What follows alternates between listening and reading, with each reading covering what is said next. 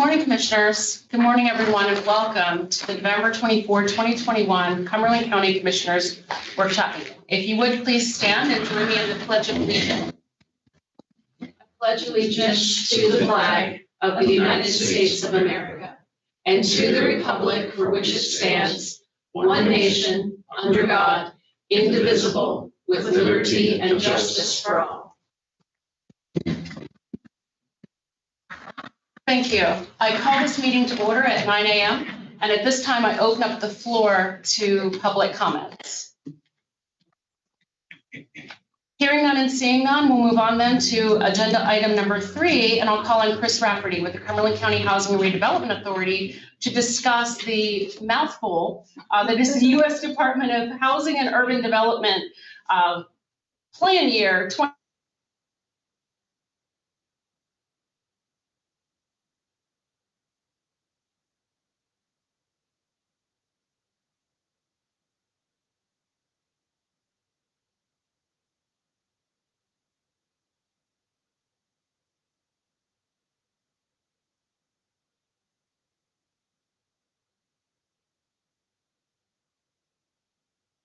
2021 home and CDBG for both the home program and the development program in November of 2020. We were started by HUD.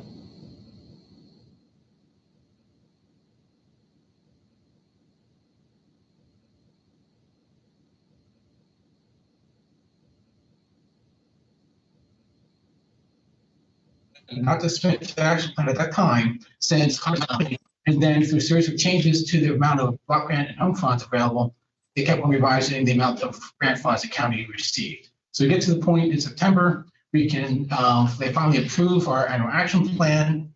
And based on the approval, the county will receive $1.3 million in CDBG funds and $525,000 in home funds. At this point, the commissioners received the grant agreements with programs, and that's what the motion is for us to consider on one day to approve the grant agreements. Any questions for Chris? No, thank you. Okay. All right, yes.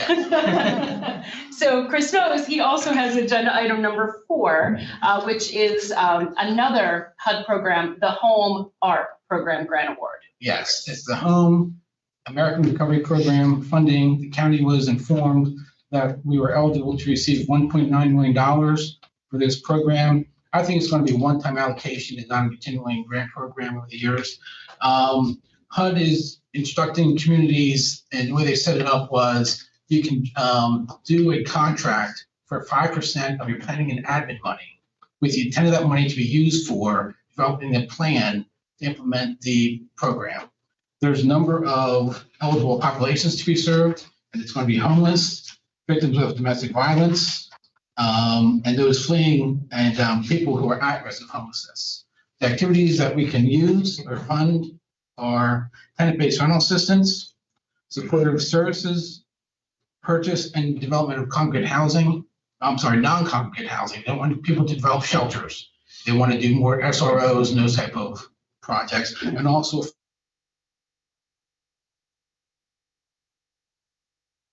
to go through all the different requirements of this program. So what we would ask the commissioners to do is approve the grant agreement for the planning admin funds. We'll work on the action plan and then come back to the commissioners, asking their authorization to approve and submit the action plan to HUD on what programs and activities we plan to fund. Okay, but we don't anticipate that happening until March. Any questions for Chris about? Chris, I have one question. What's the definition or eligibility for you used the term at-risk homelessness? What exactly? Right. I do have, actually HUD cites a citation, and I can send you exactly what that is off the top of my head. General. Yeah, just so if you have so many issues, so many experiences of homelessness in the past year, that's probably the number one thing. So if you've been homeless or in a shelter for an extended period of time, those are things that will show that you're at risk of homelessness. Thank you. Any other questions for Chris?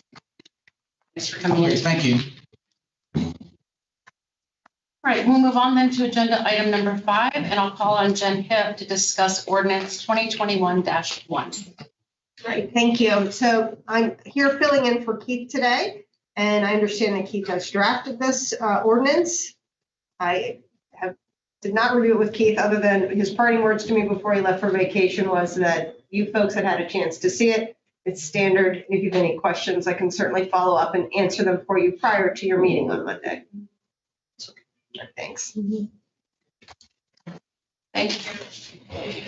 We'll move on then to agenda item number 6, call on Tammy Bender to discuss the 2022 budget and specifically resolution 2021-29, as well as ordinance 2021-2. Tammy? Oh, Dana? So we're requesting the adoption of the 2022 budget and the tax ordinance on Monday. And there's no changes from when the budget was placed on view. And there's no change to the millage rate from last year. The general fund is a $97,720,242 expenditure budget. And the total county expenditure budget is $290,956,529. And I want to give another shout out to Tammy Bender, Kristen, Carrie, and Brandon, because they were watching on YouTube the last time and it didn't start until after I said thank you to them. So I need to do that again. And this year, they implemented the new budget platform, which included a whole new budget document. And it has been a lot of hard work, extra hours and dedication to get it done. And they did it in the middle of a pandemic. And the numbers are currently posted online in PDF and open book, and that will remain up after the budgets are approved. We're still working on some last minute edits to the document and some fixes. And as soon as that is completed, we'll post that online. After, of course, that'll be after Monday.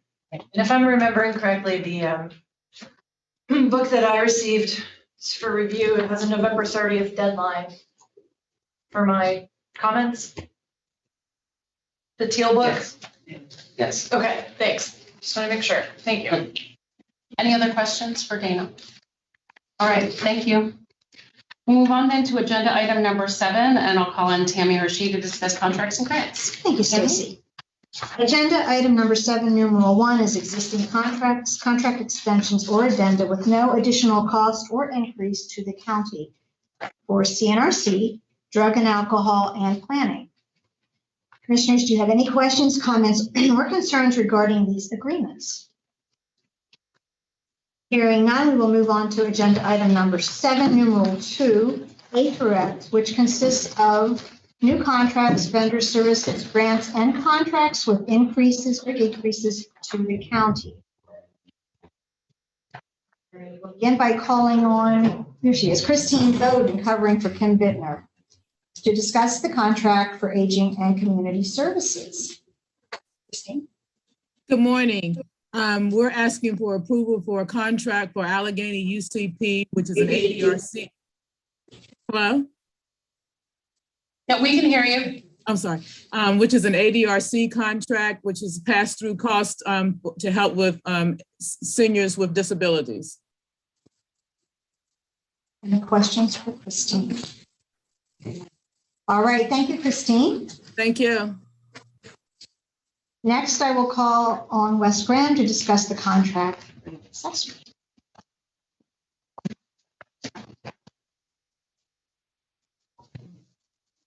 Morning. This is our annual maintenance agreement that we have with Evaluator Services and Technology. Contract has increased from $39,552 last year to $41,700 this year, based on the consumer price index of 5.25%, which was in our original contract.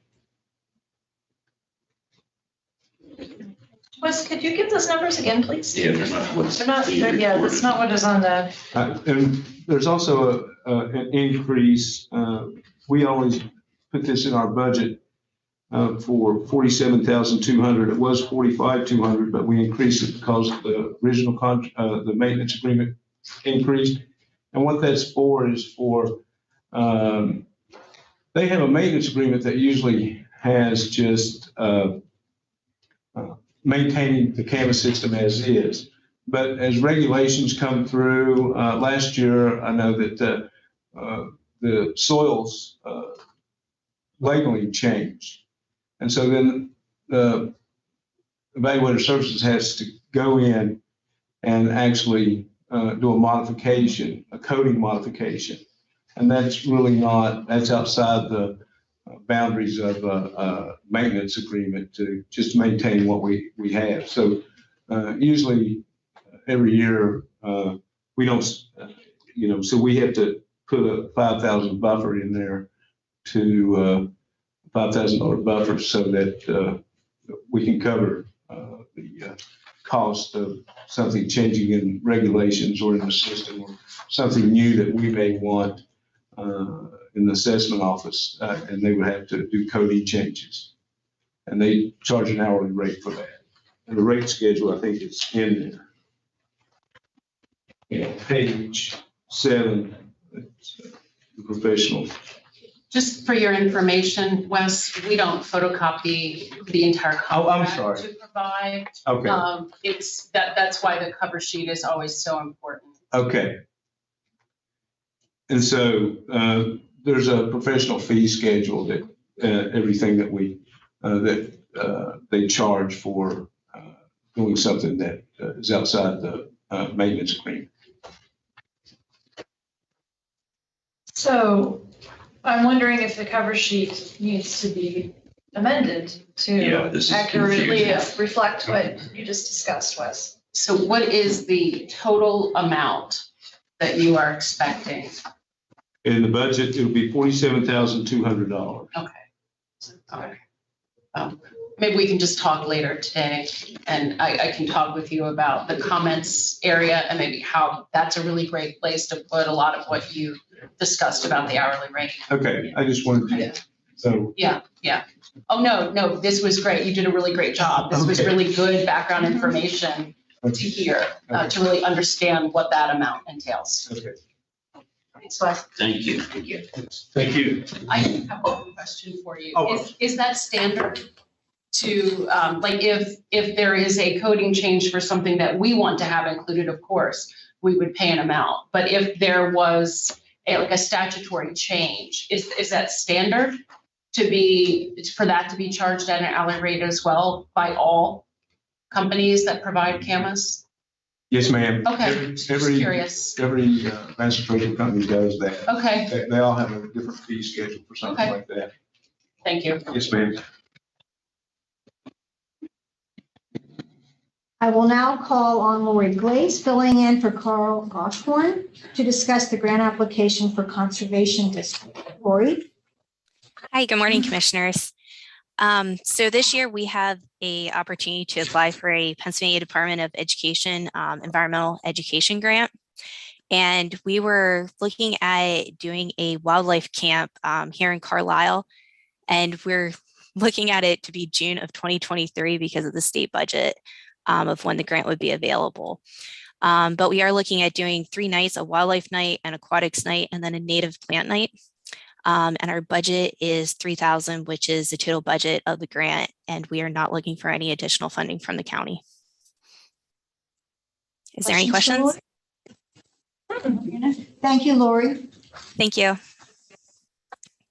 Next, I will call on Ryan Simon to discuss the contract for drug and alcohol. Ryan? Good morning, Commissioners. Positive Recovery Solutions provides Vivitrol injections for individuals in Cumberland County who are part of the Cumberland County Prisons Vivitrol program.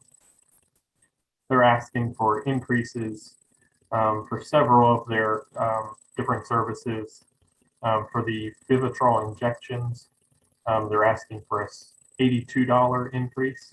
That is a cost that's passed on directly from the Vivitrol maker. And then they're asking for a $100 increase for new patient assessment and a $40 increase for follow-up assessments.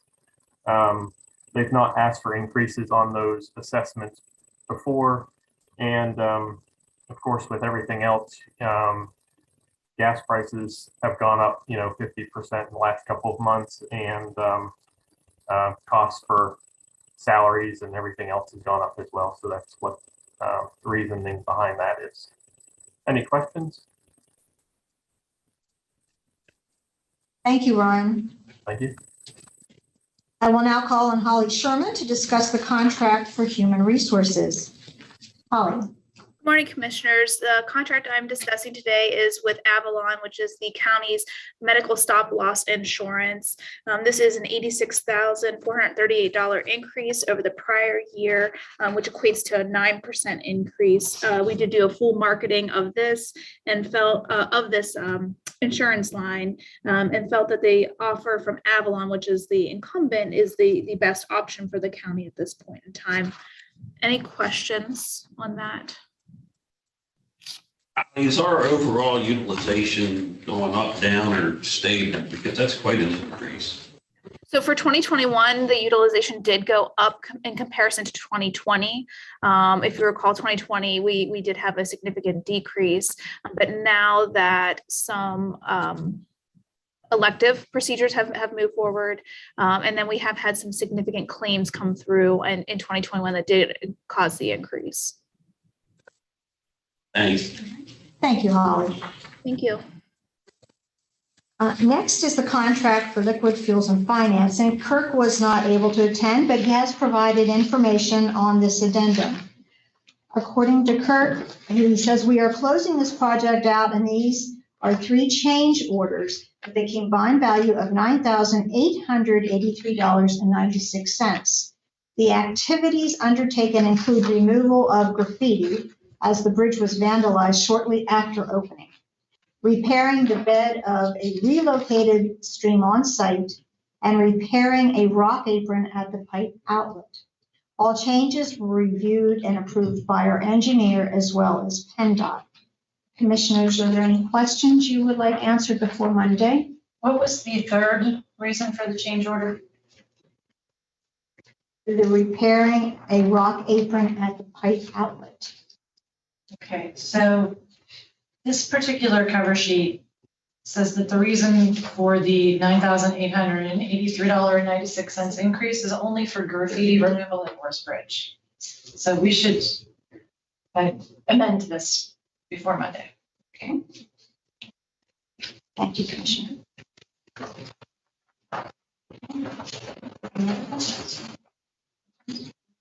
That completes the contracts and grants. I will now turn the meeting back over to Stacey Snyder. Thanks, Tammy.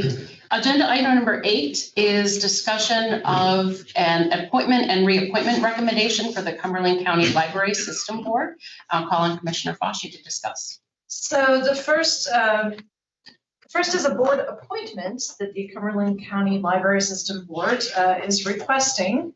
They did their appropriate vetting, put out their request for board members, and Megan L. Mancino, there's a request that she be an alternate board member representing Coy Public Library of Shippensburg. The appointment is for a 3-year term, effective January 1 of 2022 and expiring December 31 of 2024. Ms. Mancino is currently a member of the Library System Strategic Planning Committee. And then the second request is for the reappointment of John McCrae as a board member representing John Graham Public Library for a 3-year term, effective January 1 of 2022 and expiring December 31 of 2024. Mr. McCrae is a very valuable member of the board and an excellent contributor. Thank you. Thank you, Commissioner Fauci. Agenda item number 9 is discussion of reappointment recommendations to the Cumberland County Conservation District Board, and I'll call on Commissioner DiFilippo to discuss. Thanks, Stacey. First of all, I have a question for our solicitor. Yes. Just found out minutes before the meeting that the 2 people indicating here were reappointed for 3-year terms should be a 4-year term. Yes. I understand that as well. And given that today's meeting is for the purpose of discussion only, that would, that typo, I presume it is, would just be noted. And then, of course, the agenda for Monday's morning would be correct. Okay, very good. Yes, it's time for a reappointment of certain members. I can speak personally that Doug George and Glenn Kibble are outstanding members of the Conservation district board. Glenn Kimmel, who is a new hire, has been incredibly helpful with farm inspections. And I have no hesitation in making a recommendation that these two folks be reappointed. And surprisingly, they still want me as the commissioner representative for one-year terms. It's my colleagues to look positively on all three recommended reappointments. Thank you, Commissioner. Agenda item number 10 is Commissioner's liaison reports, and I'll start with Commissioner Eichelberger. Yeah, just briefly. Recycling, I don't have anything other than Justin sent me an article yesterday, as I've asked him to do, keep us up to date on changes to the marketplace or driving the policies there. Jen, did you have anything? I don't have anything else to add. Okay, thank you. MHIDD, we received a nice update yesterday as part of the Human Services Policy team. Katie, a lot going on there. Again, of course, I think everybody was in on the most recent board meeting and saw that we're putting a hold on the hiring plans for the vacant positions for the moment. We'd like to let the staffing assessment that's underway play itself out a little bit more and make sure that we're addressing the proper skills that are going to be needed there. So that's phase one of that is completed, and the second and third phase will be underway through March, beginning of March. The first phase did, however, point to a need for some accelerated refinement on the strategic blueprint, which we're all familiar with, and so we're going to be gearing up a little bit faster on that than what we had originally planned. Very fortunately, we've also, as I mentioned last time, we have excellent candidates now recruited for the Policy and Planning Committee, which has the responsibility for the strategic plan. And we have, we're going to be seating them and engaging them immediately. I think they've all received their appointment letters and all accepted. So I'm really excited about where that committee's going. And we'll be working on the plan refinement to help along the rest of the staffing assessment. So a lot of moving parts there, as I mentioned last time. So a lot going on. I'll have more in the near future. That's all I have. Thank you, Commissioner. Commissioner Fauci. So the Children and Youth Citizens Advisory Committee, there is a meeting, we just had a meeting, and we also had a meeting of the Legislative Committee. And I am pleased to report the Representative Delozier will be meeting with Nikki McElwee to talk about our most difficult cases in the children and youth system. So I think that's a very positive movement forward. HATS Coordinating Committee will meet in 3 weeks. The LEPC, we just had a meeting. The hazmat vehicle was delivered. And so it is spectacular and will serve its purpose, will serve the people of Cumberland County very well. I would remind everyone to use the library, especially, we have a couple of days off. It's a good time to read some things or to go and study. So was it last week, Commissioner DiFilippo, you and I attended the meeting of, there was a meeting between PennDOT and many local municipalities on the potential tolling of the I-83 bridge, with every municipality as well as the county and public safety expressing their dismay at the project, not only because it will be expensive for the residents municipalities of Cumberland County, but also because it will cause a public safety issue with diversion of traffic from a tolled bridge. So that was another very interesting meeting, and that's all I have today. Thank you, Commissioner. Commissioner DiFilippo. Yes, that PennDOT meeting was on the 15th. Thank you. And same night that CapCog met, November the 15th. They will not have a meeting in December, but at the CapCog meeting, it was announced that officially the CapCog did receive a SAFER grant, the amount of $2.2 million, and this will be used for recruitment and retention of EMS and firefighters. And that was a really big accomplishment. Rick Shin, who has been a member of CapCog for many, many years, this was his last meeting. He was acknowledged for his contributions over the many years. And sad to see Rick go, but he's, again, been involved for quite some time. The Department of Aging, the Aging Advisory Board met on November the 19th, and just a few highlights here. All of the staff and volunteers completed their training and are certified now as ombudsman. Regarding our senior citizens, all senior citizens are open now 5 days a week. West Shore, Shippensburg, Mechanicsburg, and Big Spring are doing both grab and go and sit down meals. Carlisle and Enola are doing sit down meals. Carlisle Senior Center will be open, or is open from 9 to 2 Monday through Friday, and they're getting anywhere between 10 and 20 seniors per day. East Enola Senior Center have been gaining new members recently. Let's see, Mechanicsburg Place open now 8:30 to 2:30 Monday through Friday. They can hold no more than 22 participants at this time. Shippensburg Senior Center open Monday through Friday, 8:30 to 3.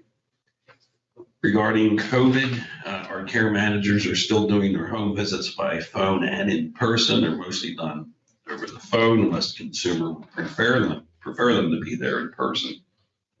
And they are doing approximately 130 assessments per month. And the goal is to get back to having all of these visits in person by the end of the year, but we'll see how that plays out with COVID. There were 2 additional centenarian applications coming in. And reminder, Medicare open enrollment ends December 7th.